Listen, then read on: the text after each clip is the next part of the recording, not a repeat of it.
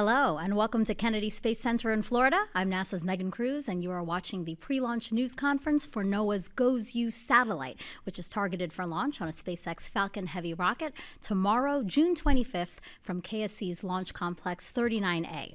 The 2-hour launch window opens at 5:16 p.m. Eastern Time, and NASA's Launch Services Program is managing launch.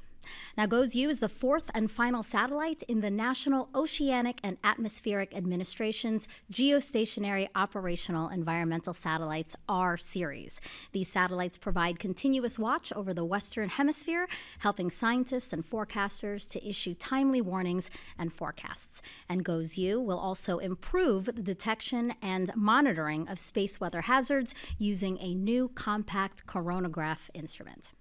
Now, the mission team just completed its launch readiness review, so to share the latest mission updates, we have Steve Voles, the Assistant Administrator, NOAA's Satellite and Information Service. Next to him, Pam Sullivan, Director, GOES-R Program at NOAA. John Gagosian, Director, Joint Agency Satellite Division.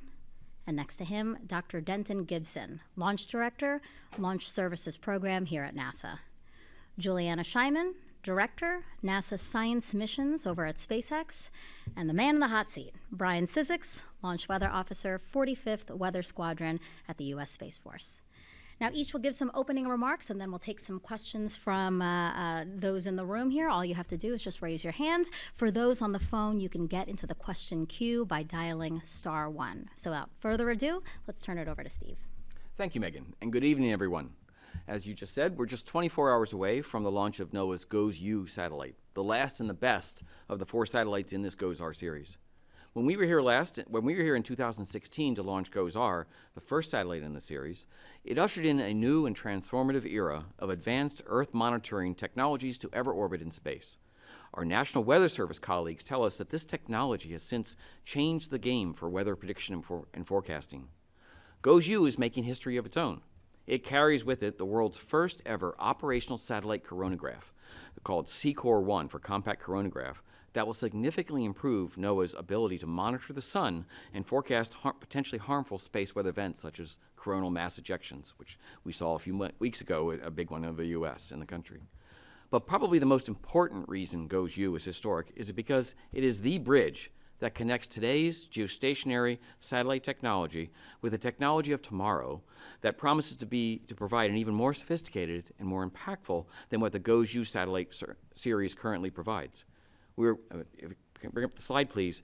We're working with Congress right now to support the continued development of the Geostationary Extended Observations, or GeoX, GeoXO satellite system that will be ready to continue the GOES mission without interruption into the future. GeoXO will feature a suite of instrumentation that provides continuity to the GOES mission and introduces novel new measurements in sounding and ocean color and atmospheric analyses. Pam Sullivan will be giving you more details on some of these. GOES-U is a NOAA mission, but it is accomplished through partnerships. As with all our GOES missions, NASA has played an essential role in bringing this satellite to the launch pad and to orbit. The NOAA-NASA partnership has successfully launched many environmental satellites into orbit over the past 50 years for geostationary observations. And NOAA relies on our partnerships with industry, who build our instruments and our spacecraft, who provide launch vehicles, and who help us process, manage, and interpret our data. GOES truly is a national mission. The launch of the GOES-U underscores NOAA's commitment to putting the best technology in space to monitor weather, water, and climate, and the sun, and with unparalleled accuracy and timeliness. And with that, I'd like to turn it over to Pam Sullivan, and thank you, and go GOES-U. Over to you, Pam. Thank you, Steve. Hi, I'm Pam Sullivan. I'm the program manager for NOAA's geostationary satellites. So NOAA's geostationary satellites are an indispensable tool for protecting the United States and the 1 billion people who live and work in the Americas. They provide a constant, real-time view of weather and dangerous environmental phenomena across the Western Hemisphere. GOES-U is the fourth and final satellite in the GOES-R series, which is NOAA's current generation observing system. If we could bring up the graphic, please. Since 2016, the GOES-R satellites have brought amazing new technology to help forecasters better monitor hazardous weather conditions like hurricanes, thunderstorms, floods, and fires. The main camera on the GOES-R series scans the Earth disk every 10 minutes and can zoom in to track dangerous conditions as often as every 30 seconds. The satellites also include a lightning camera, which takes pictures of the Earth 500 times per second to track lightning to help identify severe storms likely to spawn tornadoes, hail, and damaging winds. GOES-U was developed by a team of people from NOAA, NASA, industry, and academia.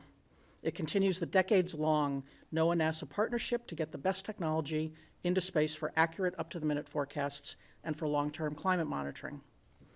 Our primary industry partners for GOES are Lockheed Martin, which developed the spacecraft and the Lightning Mapper instrument, and L3Harris, which built the Advanced Baseline Imager, as well as our operational ground system. GOES-U also carries 5 instruments that help monitor space weather conditions. They are a particle flux sensor built by Assurance Technology Corporation, a solar irradiance monitor from the University of Colorado, a solar imager from Lockheed, and a magnetometer developed by NASA's Goddard Space Flight Center. The new compact coronagraph instrument on GOES-U was developed by the Naval Research Lab. GOES-U will be launched on a Falcon Heavy launch vehicle built by SpaceX. GOES-U is part of a multi-generation family that began with the first geostationary weather satellite in 1975, and it will continue operations into the 2030s. To ensure that these critical observations continue after that, NOAA is now developing its 6th generation geostationary observing system called GeoXO. GeoXO will have advanced instruments that provide an order of magnitude more data. These include an imager with improved spatial resolution for more precise tracking of fires and storms, an ocean color sensor to monitor water quality and hazards, and atmospheric sensors to track air pollution and improved numerical weather modeling.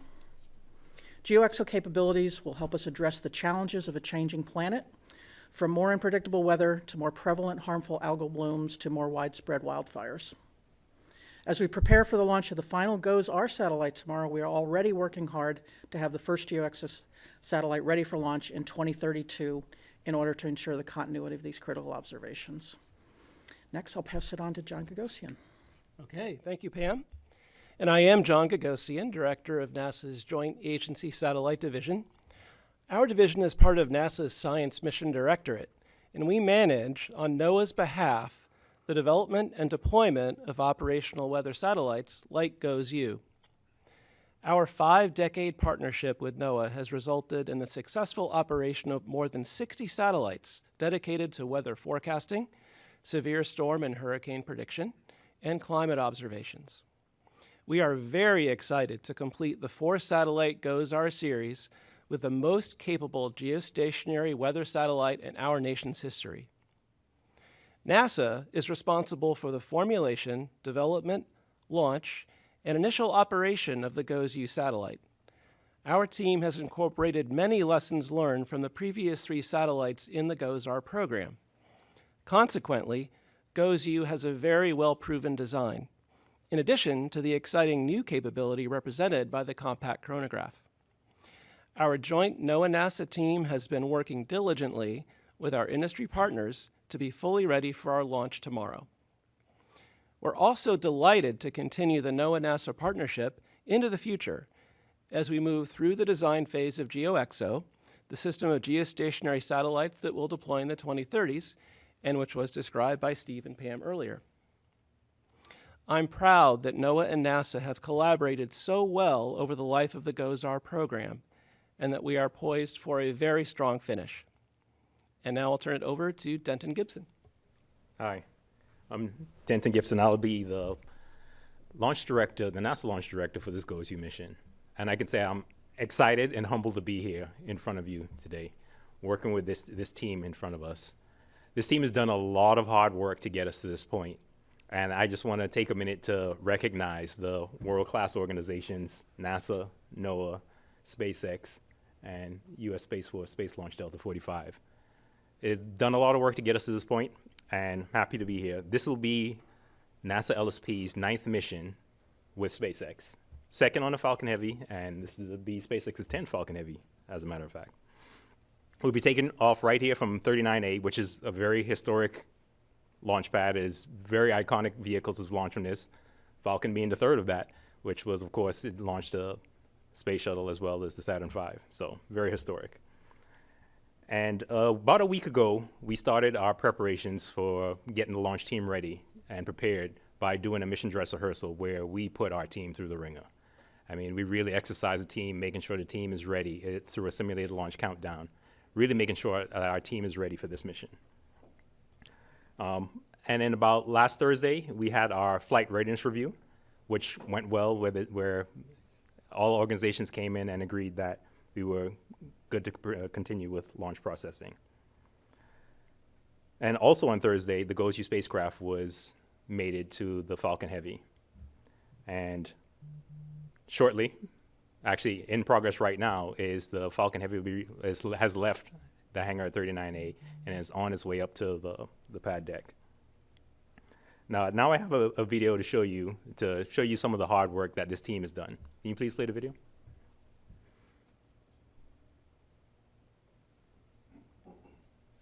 All right, so here you're looking at the GOES-U spacecraft arriving here back in January.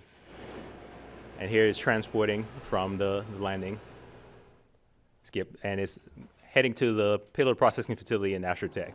There's a shot of the GOES-U spacecraft all bagged. And they're just showing you some of the processing and the lift operations. And here it's being mated to the payload adapter, which happened a few weeks ago. And you can see the mate operation going on there. And then you see the next day, the spacecraft being encapsulated into the Falcon Heavy payload fairings. And you can see it's completely encapsulated, and then there's transport on its way to hangar at 39A. And here is some representative shots. This is from the Psyche mission. There's some representative shots what the roll actually looks like, and what is actually taking place right now, and then that's what it'll be looking like vertical on pad. And here's a live shot of the roll from the pad. It's looking like it's right about to get to the pad deck, and hopefully we'll be going vertical in sometime tonight. Yep. All right. So this morning we had the Space Launch Delta 45 launch readiness review, and earlier this afternoon we had the joint NASA SpaceX launch readiness review, where the leadership of Space Launch Delta, NASA, NOAA, and SpaceX all agreed to continue and go into launch count tomorrow. You know, it's only fitting that weather's going to be a factor for this weather satellite, right? And I'm sure you hear a lot about that coming up here shortly. But weather permitting, the launch team will arrive on console tomorrow afternoon and perform the final vehicle checkouts. And then tomorrow, about an hour before our targeted T0, you'll hear the team get the final go to load propellants onto the vehicle. And after completing the propellant loading and adequate checkouts, that launch vehicle and spacecraft will be ready for our targeted T0 at 5:16 p.m. Eastern Time tomorrow. So just to summarize, the GOES-U spacecraft is ready, launch vehicle is ready, and we are looking forward to getting this spacecraft on orbit to get some groundbreaking space weather, because you know it's very important to us folks living here in Florida, whereas weather can get spicy at times. So looking forward to this. So with that, I'd like to turn it over to my colleague, Juliana Scheinman. Thank you, Denton. First, I'd like to start by thanking NASA and NOAA for their support ahead of tomorrow's mission. It's an honor to be here today with all of you. Every time I come here, I talk about how excited I am for the mission, and this mission is no different. GOES-U is a game changer for weather forecasters and climate researchers alike. But what's the coolest is when you turn on the news or you open your weather app, that data from these GOES satellites is what's going into that forecast. And so we at SpaceX are incredibly proud to support such an important mission that has an impact on all of our everyday lives. Now for some stats. To reiterate what Denton said, this will be our 9th launch for the NASA Launch Services Program, and it will be our 10th Falcon Heavy launch. It will also be our 65th mission of the year, this year. After liftoff, the 2 side boosters for Falcon Heavy will return to land. So if you're in the greater Cape Canaveral area, make sure to listen for those sonic booms. As you heard the team mention, the GOES spacecraft operates more than 35,000 kilometers above the surface of the Earth in an orbit called geostationary orbit. This is an incredibly high-energy orbit that necessitates an incredibly powerful rocket to get there. And it's this orbit that drives the extended payload deploy. So payload deploy for this mission will be 4.5 hours after liftoff. One of the other unique things about this mission is we partnered very closely with NASA and with Lockheed to leverage Falcon Heavy's performance, so much so that this launch of GOES-U will be the most performant launch. We'll have the most performance a GOES spacecraft has seen on orbit. And what that means is the spacecraft can preserve propellant and extend its overall mission lifetime. So that's something we worked in coordination with NASA and Lockheed, and something we're really proud to enable for the GOES team. This is one of 2 Falcon Heavy missions we actually have this year. So we have GOES coming up tomorrow, and then we have Europa Clipper in October. And Europa Clipper will help us understand if there is a habitable world in our solar system. So I look forward to that mission and this mission as well. But for GOES, things are looking really great. Some of the team may be aware, we were originally tracking to roll out the vehicle last night, but instead the vehicle, as you saw from the live feed, is actively being rolled out right now. The reason for that is when first of all, we roll out when we're ready, when it's safe and reliable, and we have all the systems we need to do so. And one of the systems that we need during rollout is an environmental control system, a transport air conditioning system, because the spacecraft, when it's in the encapsulated assembly, needs to maintain its contamination, its humidity. We need to protect it before we put it safely in space. And so one of the things that's really important is to have that transport air conditioning unit with all of the redundancy it needs for rollout. So during preparations for rollout last night, we discovered that essentially the system has redundant parallel systems in it, and one of those legs of that system was not operating. So we decided to keep the vehicle safe, keep the spacecraft safe in the hangar, make sure that that transport AC unit was fully functional, and now you can see we're rolling out that transport AC unit is fully functional and providing very cold air to that GOES spacecraft. So things are looking really great on the rocket. As you heard from Denton, we're on track, and I'm going to pass it over to the man of the hour, Brian Sizek, to tell us more about the weather.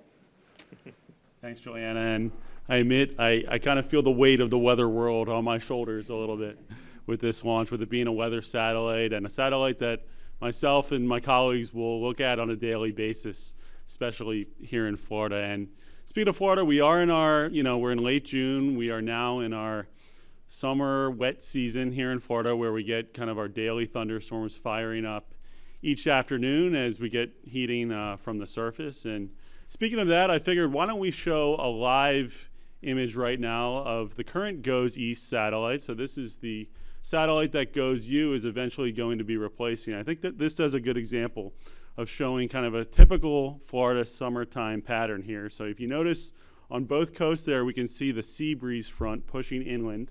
Notice near Cape Canaveral Kennedy Space Center, we see the sea breeze pushing inland where it's clearing out behind it. That's behind the sea breeze, and you can see out ahead of it, that's where we're seeing some of the cumulus clouds, showers, and even some thunderstorms firing up. So that's really the driver of our weather here in Florida in the summertime.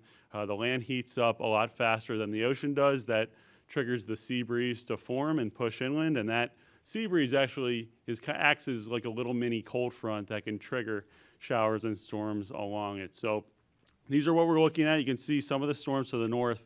You can see the thunderstorms that develop, and then we see the anvil clouds. So those are those kind of high wispy clouds that form off the top of thunderstorms when they hit the top of the troposphere, and then they travel with the upper level winds. So that's something that we will have to watch tomorrow as well, because those anvil clouds can actually carry a charge from the thunderstorm that could be potentially dangerous to fly through or near. So speaking of the forecast tomorrow, I do expect conditions to be a little bit different than what we saw today. There's a cold front that's digging into the southeastern U.S.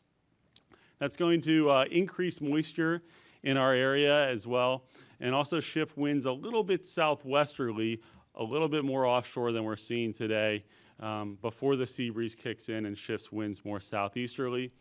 So that tends to focus the sea breeze and the associated showers and storms a little bit closer to the east coast when we get southwesterly flow, because it pins that sea breeze a little bit closer to the coastline there.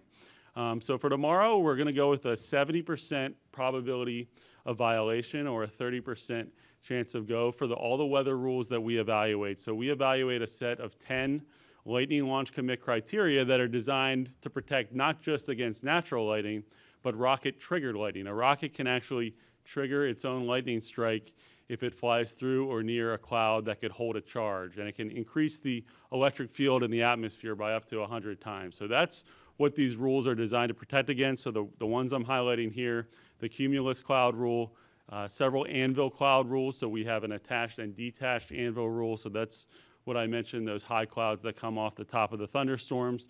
With westerly flow tomorrow, I think the storms will be able to push a little bit inland. The southwest flow is fairly light, so the sea breeze should be able to develop and push inland, but the upper level flow is westerly, so that will try to bring some of the anvil back towards the launch pad. So the sweet spot, I think, tomorrow, if we can find that window, and with the 2-hour launch window, I think we'll have a decent chance here to find some sort of window in here where the sweet spot would be when the storms push a little bit inland, but before we see kind of anvil development off that and before they're able to push back towards the coast. And then in the event that we use the backup day, pretty similar conditions. Again, we have some offshore flow, very moist air in place, moderate instability, I would say. So again, another good chance to see some of those afternoon and evening thunderstorms that we will have to dodge for the backup day as well. But we'll have a full launch weather team on console tomorrow. We have a team of launch weather officers and forecasters, and we'll be monitoring things very closely in communication with the launch team. And if we can find a window, we'll take it. That's all I have. Thank you, Brian. I know we're giving you a little bit of a hard time, but we obviously know how serious you guys' work is, and we thank you for what you guys do to make sure that we can launch this rocket safe. Okay, so we appreciate those opening remarks, everyone. It's now time to take some questions. So again, if you're here in the room, raise your hand and wait for a microphone to get to you. Remember to ask one question and direct your question to someone here, and then if you're on the phone, *1 to get into the question queue. Okay, right over here. Hi, I'm Jim Siegel. I'm from Florida Media Now. Let's see, I think this is a question for Steve. You mentioned that you're working with Congress on some aspect of this, and I wonder if you could elaborate a little bit more. Just what are you working on with them? Are you looking for more funding for additional technology or a second round of goes or what? Thanks for the question. And yes, we're working all of our satellites. These are national satellites. NOAA as an agency is funded by appropriations from Congress. And we work with the Congress every time when we're developing and establishing a new mission. As we said, the GOES-U is the fourth of a series of satellites we initiated in the early 2000s, and it's the last. So we're done with this series in terms of building. It will still operate for another 10 to 15 years, but we've built them all, and tomorrow, hopefully, we'll see the launch of the fourth one. To ensure continuity, and these measurements, those observations you just saw on the screen show a calm day, and we want to make sure we get those kind of observations continuously, even during every day. We're building right now the next generation of satellites, which we call GeoXO, the Geostationary Extended Observations. That requires a new commitment of funding and appropriations from the Congress to make that happen.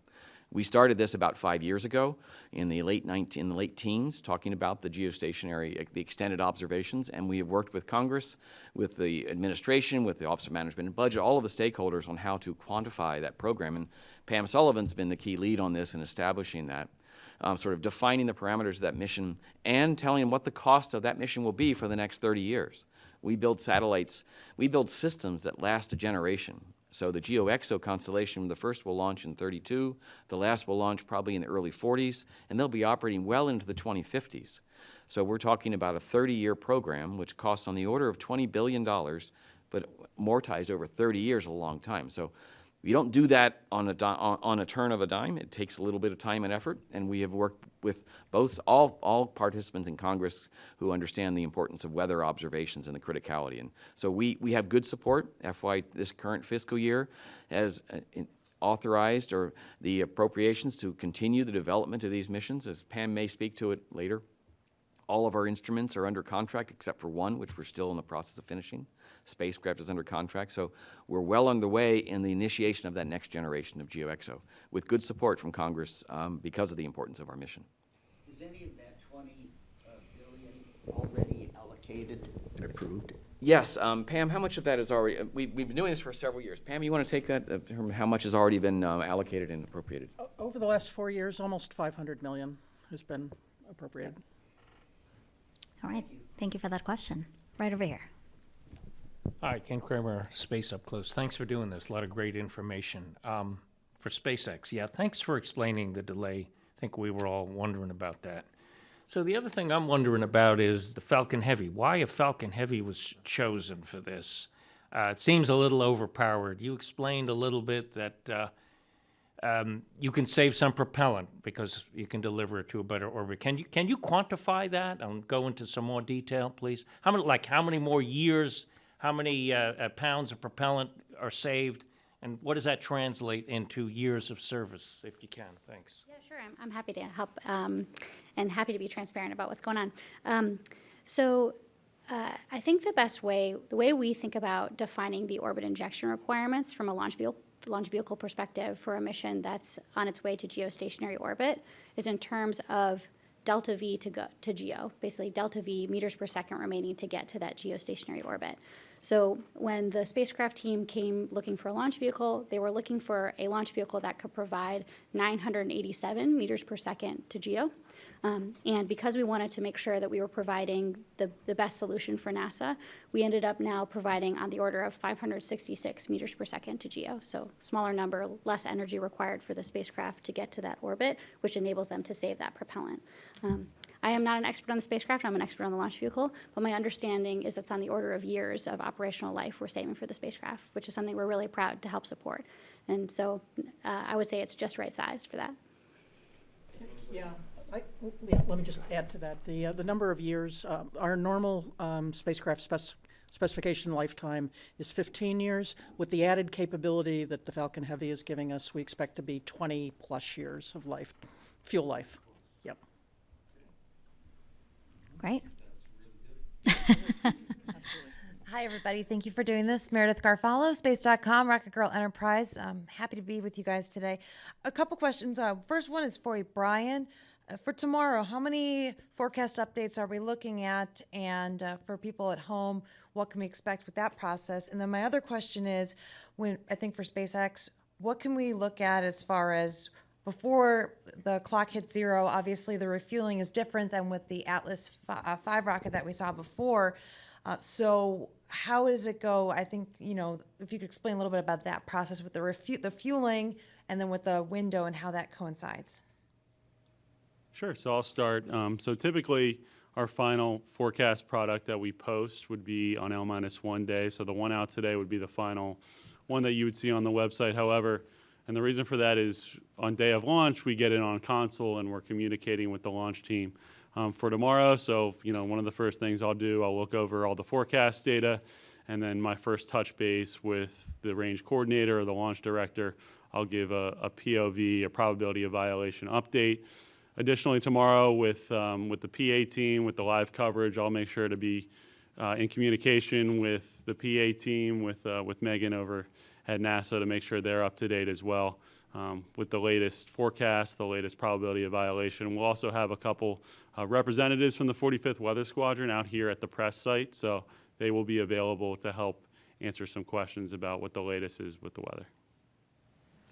Yeah, and to speak to the Falcon Heavy launch operations, so we'll work very closely with the NASA Launch Service Program team and the spacecraft team to make sure that we're all well coordinated on launch day.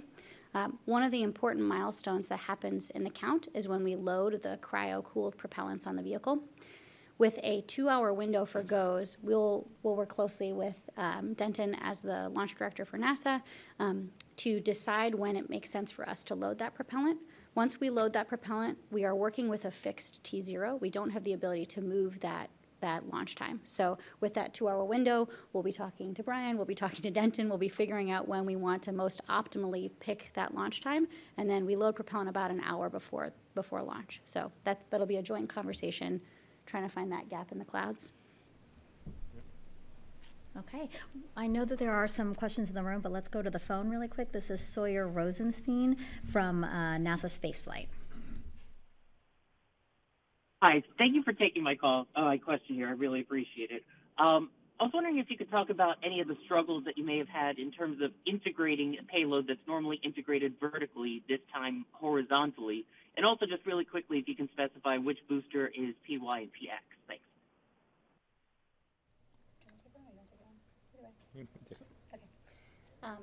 Sure. So first of all, we are really proud to be launching this GOES-U spacecraft, and we have worked really closely with the Lockheed team, with the NASA team, to make sure that from tip to tail we have a really great integration plan and that we've executed successfully so far.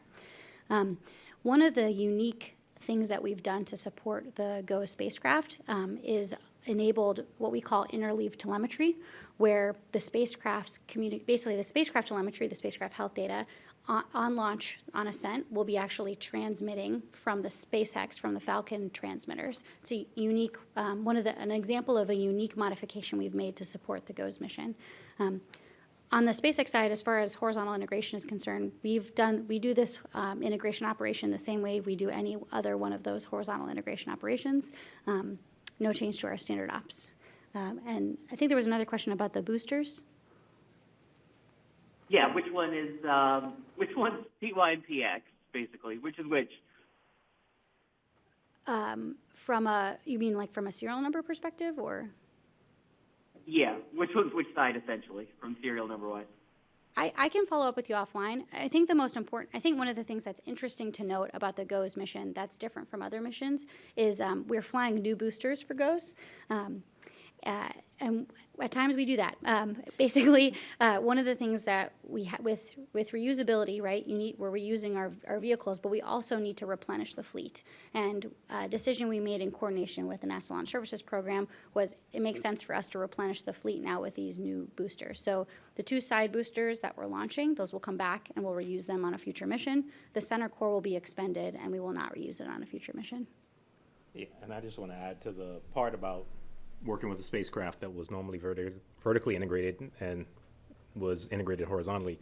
So part of in the Launch Services Program, what we do is we work with the spacecrafts, understand their requirements, and work with SpaceX to come up with the plan of how can we integrate them into the launch vehicle. And that's something our team has worked. Because we have that familiarity with SpaceX, we have familiarity with the spacecraft, it's something we work years out.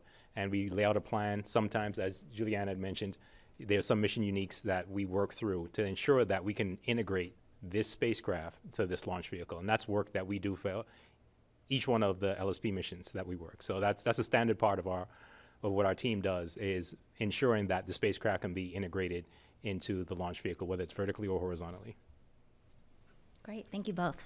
Reminder to those on the phone, *1 to get into the question queue. But let's head back into the room here. Will, you had a question? Yeah, Will Robinson-Smith with Spaceflight Now. Question for Juliana. You mentioned this is the 10th Falcon Heavy launch and that the center core will be expended. Given what you've learned on the Falcon Heavy vehicle to this point, are there plans down the road to be able to reuse that center core, or is it sort of just standard operating procedure moving forward? Just it makes the most sense to expend that center core. Thanks. Yes, thank you for the question and the opportunity to explain, because I actually get this question a lot. So when you think about booster reusability, whether we're landing a booster on land or whether we're landing a booster downrange on a drone ship or whether we're expending a booster, all that choice has everything to do with how much performance the customer requires. So some missions require less performance, in which case we can preserve some of that propellant to return that vehicle to land. And in some cases, we need to provide more performance to our customer. So for Falcon Heavy, we can do a lot of different permutations, as you can imagine, with 3 cores. For example, for GOES-U, the 2 side boosters are coming back to land, the center core is expended. That was the performance point that made the most sense to meet what the spacecraft needed, to meet the spacecraft requirements. For Europa Clipper, as an example, coming up for NASA, that will be a fully expendable Falcon Heavy. Turns out Europa, the moon of Jupiter, is pretty far away. And so it kind of gives you a sense of matching the performance by the rocket with what the spacecraft customer needs. Any more in the room here? Go ahead. Space.com. This question is for Brian.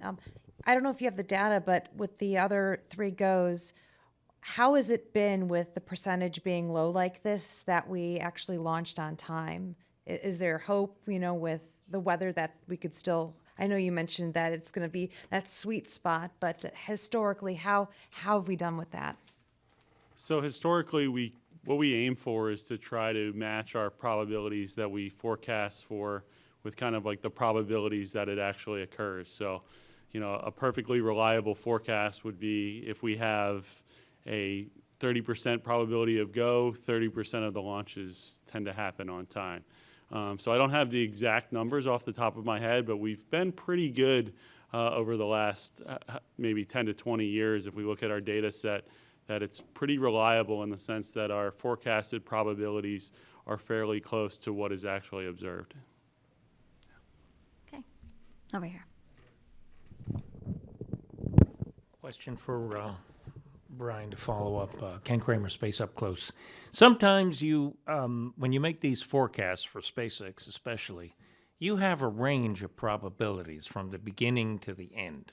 Sometimes they get better, sometimes they get worse. I wonder if you have that for this launch. That's a good question, and we do that because oftentimes with the Starlink launches, we might have a 4-hour launch window, and there could be a big difference from the start of the window versus the end of the window, or even sometimes it's in the middle of the window. That might look the best or the worst. So if we see a pretty strong trend, we do try to reflect that in our launch forecast. For tomorrow, as of right now, it's kind of hard to determine where exactly in the window that's going to be. I think there's a higher chance to see more cumulus cloud with the showers and thunderstorms early in the window potentially, depending on how far inland they get, whereas towards the end of the window might be more of an anvil concern, because I expect the showers and storms to be further inland, but there'll be more time for those upper level clouds to work their way back towards the coast. So it's one of those things. I think tomorrow we're going to have to see how the thunderstorms and showers play out, how far inland the sea breeze gets, and we'll have a better idea when we get on console as we go through the countdown. I think that's when we'll be able to hone in on when the best time in the window is. Will you be able to inform us after NASA starts their TV broadcast of what it looks like? Sure. So we'll do our best to relay on our forecasted probability of violation to the PA folks. As I mentioned, we'll have a few launch weather officers out here at the press site, and they'll see some of our latest communications. So we'll certainly do our best to get the latest forecasted probabilities out. And Ken, we'll pass those on during the launch broadcast as well. As he said, we'll be in contact. All right, Jim, go ahead. Hi, Jim Siegel again from Florida Media Now. A question for Pam.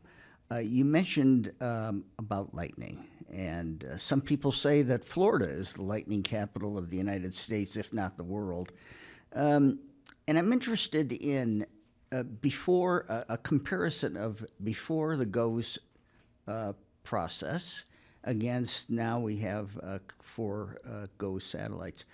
What's different in terms of how well or how differently you communicate about lightning then versus now? This is the first time the U.S. has had an operational geostationary lightning mapper with the GLM series. And forecasters, it took a while, I think, for them to kind of realize what it could do. But the main thing that I hear from forecasters is they have more confidence in a forecast right now. If they see a storm, there's a lot of lightning, they can say that's really going to be severe. I'm really going to issue that warning. They have more confidence in doing that and defining where that warning, geographically applies to when they put that out.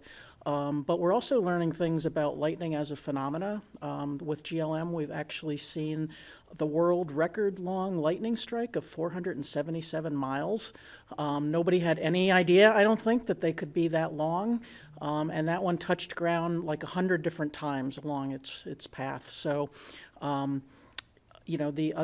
this is other interesting phenomena we're seeing with the lightning mapper is sometimes fires have enough smoke that they've got enough updraft that they actually form clouds, and those clouds can have lightning. So sometimes the fires can, create some lightning that continues them. And so there's interesting things like that now that we've got that constant view up there, we're really seeing some interesting phenomena that's improving our understanding of weather systems, as well as being the day-to-day, help that the forecaster needs and that confidence. Good answer. Thank you. Thank you. If you don't mind, I'll just add in here, as somebody who forecasts lightning here in Florida quite often, I can tell you it's been very helpful having GLM, being able to see the lightning, and also forecasting the onset of lightning before it occurs. The more rapid scan rates that we get from GOES, we can see those storms as they're starting to grow. And that can be really helpful here in Florida, where we get rapid convection. So you could get a cell go from almost nothing to a thunderstorm in a very short amount of time. So having a more rapid scan rate where we can see the cloud as it's growing is very helpful to forecast the onset of lightning before it even occurs. And one other point, it's just a great example, as Pam was mentioning, about fires creating its own lightning in some cases. When you look at a phenomenon with a whole different perspective, like looking at lightning while you're looking at imagery for storms and things, you see connections that were never available or never visible before. So bringing together different observations of the same phenomenon reveals new understanding of it. And that's what one of the things GeoExo is going to be doing by bringing not just lightning mapper and high-resolution imagery, but hyperspectral sounding and ocean color observations and atmospheric composition observations, looking at all those with many different viewpoints of the same phenomenon. You see connections and interdependencies that were not available before, which gives you a much better understanding of the complexity of the phenomenon and your ability to forecast it as well. And since we're talking about capabilities, I'm seeing a lot of chatter online. We at NASA invite people to be a part of the conversation by using the hashtag #AskNASA. So there's actually a question from social media right now. How far from space can the GOES-U identify a fire-based event, and why is that important when fighting wildfires? Pam, did you want to start that? Or? Yeah, sure. Well, the main camera on GOES-U, like GOES-R, it'll be looking at the entire Western Hemisphere once every 10 minutes, the entire U.S. every 5 minutes, and again, it's zooming in and doing what we call smaller mesoscale areas as frequently as every 30 seconds. So it really can see a fire within minutes of when it starts. From the start of a fire, you can. That information is really in the local officials' hands to deal with. So. And one other thing we've also added, working with actual supplemental funding we got from Congress for this, is it's not just taking the observation, but using the observation. So working with the Weather Service, with the Forestry Service, and with local emergency managers, have integrated those GOES data directly into the whole pipeline of the value for your application. So there's a fire weather test bed web application that's developed by NESDIS that's working with the Weather Service, which makes you can drop down and see fires occurring and initiating across the United States or by region, and see when something occurs in near real time. So it's available, the information is immediately available to responders in the communities so that they can actually go out, and often it turns out GOES is the first indication you have a fire, even before the local community might call it in, because we see it from space before it's been indicated by the locals around there. So the first call an emergency responder might get is from the Weather Service saying, our geostationary satellite spotted a fire over the horizon in this little county location. Maybe you better go look at it. So it's getting that whole pipeline together, not just the observation, but all the utilization into the hands of people who need to respond. Because we just alert the fire, we don't actually respond to it. It takes that whole community. Yeah, an incredible tool. Will you have a question here? Yes, Will Robinson Smith, Spaceflight Now again. Question for, I think, Steve and or Pam. In being able to track this data from the years that the various GOES satellites have been on orbit, can you describe how, sort of in totality, that's allowing you and your teams to create better climate models and have a better frame of mind for climate change impacts? And, if that helps to tie into the pitch to Congress and lawmakers in, moving forward with GeoExo. Thanks. You want to start? Sure. You start, I'll finish. Okay. Good. Yeah, so having that long history since the 70s is really used to monitor climate change. There's different kinds of parameters that are evidence that the climate is changing. You know, a warmer planet is a cloudier planet, and so the cloud record that we have over those 50 years shows that increase of cloud cover. Also with GLM, a warmer planet has more lightning as well, so that's another climate variable that's going to be tracked with the series. And the satellites themselves are looking at sea surface temperature, land temperature, so it's seeing that direct measurement of temperature as well as these, you know, the phenomena that are affected by it. And of course, the, you know, the incredibly intensifying hurricanes that we've seen recently that really get fed by that warm, you know, tropical water, and the fact that, you know, storms can go, you know, increased by 100 miles per hour in a 24-hour period. You know, that is something that never happened before. And so that's, again, something that's tracked and, you know, a reason that you really need to be watching these storms in real time to see that intensification when it happens. I have very little to add, but I will comment that, as Pam said, that climatology of 50 years of the geostationary, it's not easy to do either. Recently, we worked with Pam's science team to collect data from GOES 1 through GOES 18 to make all those data sets interoperable and interconnected, because they're different instruments, different generations, different calibrations. You can't just put them all together and get a continuous data stream. But the science team, working with our partners in Europe as elsewhere, have managed to make a continuous climatology of clouds, of radiance from the planet, and these things do change slowly over time, but you can actually see that with that long-term climatology.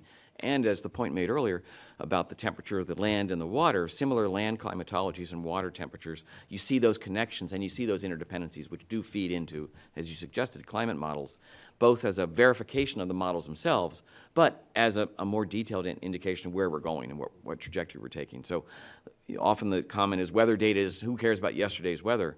We obviously care about yesterday's and last decades and 50 years ago, because it gives us a better climatological look at what's going on the planet. And just looking forward, I'd say, you know, when we went out to our user community for GeoXO and said, you know, what do you think you're going to need in the 2030s and 2040s? They said, I'm seeing climate change. I'm seeing more fires. I'm seeing stronger hurricanes. I'm seeing harmful algal blooms in places that they never happened before. And so our user community really said, you know, you need to help us with these tools so that we can monitor these things that are happening because of the warmer planet. Is that message translated to Congress as well? With a lot of people, yes. So, yeah. Yes, and yes and no. I would say yes for certain audiences, but the precision of our measurements are driven not just by the need for a long-term data record, but our models, our numerical weather models and the like, require that high precision observations. You have to know the temperature of the atmosphere to a half a Kelvin absolute temperature around the planet to start your model. That requires extremely precise instrumentation. So that requirement alone drives the instrumentation we fly, but it also supports the climate use of these data sets, because these are accurate and precise going through the lifetime of the mission and into the future. All right, we have time for one more question. Yeah, I think a lot of broadcast meteorologists, that's my background, would like to know what are the weather parameters when we talk about violation, when we're explaining this to the public? I know we talked about cloud anvils and lightning. Is there a certain mile range, anything more specific? We could kind of break it all down, what you're looking for. So I mentioned the lightning launch commit criteria. So we have a resource on our website. If you go to the 45th Weather Squadron website, there's a good kind of infographic there. But we're monitoring a set of 10 different rules that we look at to look at the risk for both natural and rocket triggered lighting. So there's different types of clouds that we know could have the potential to hold a charge that could be dangerous to launch through or near. So for example, with cumulus clouds, that's more so like the core of a thunderstorm. Or, you know, just on the daily basis, you could see out in Florida those kind of puffy cotton ball looking clouds. Those start kind of small and then they grow taller and taller, eventually into thunderstorms. So the taller they get, the more likely they are to hold a charge. So the taller they get, the farther the standoff distance are. The anvils, we look at those as those could carry a charge. We look at clouds that might break off of a thunderstorm that could carry the charge with it as well.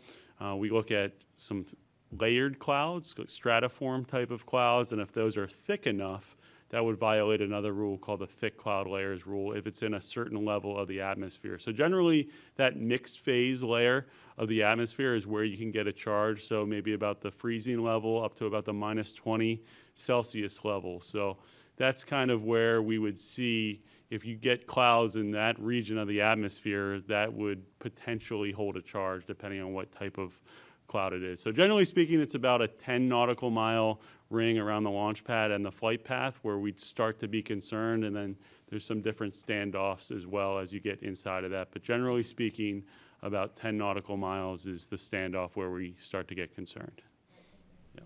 Very appropriate to end this news conference with a weather question. All right, so that brings us to the end of this news conference. Thank you so much who participated and really added to the conversation about GOES-U, as well as the launch operations that are going to get us to T0. Again, tomorrow's 2-hour launch window opens at 5:16 p.m. Eastern Time. Live coverage will begin on NASA TV, NASA Plus, and the agency's social media channels at 4:15 p.m. Eastern Time. You can see the information there on the bottom of your screen. Also, for mission updates before and after that live coverage, you can scan this QR code that we're going to bring up on your screen right now. It'll take you to the website, blogs.nasa.gov/goes. Again, that QR code you can scan for mission updates. Thanks for joining us today, and go GOES-U.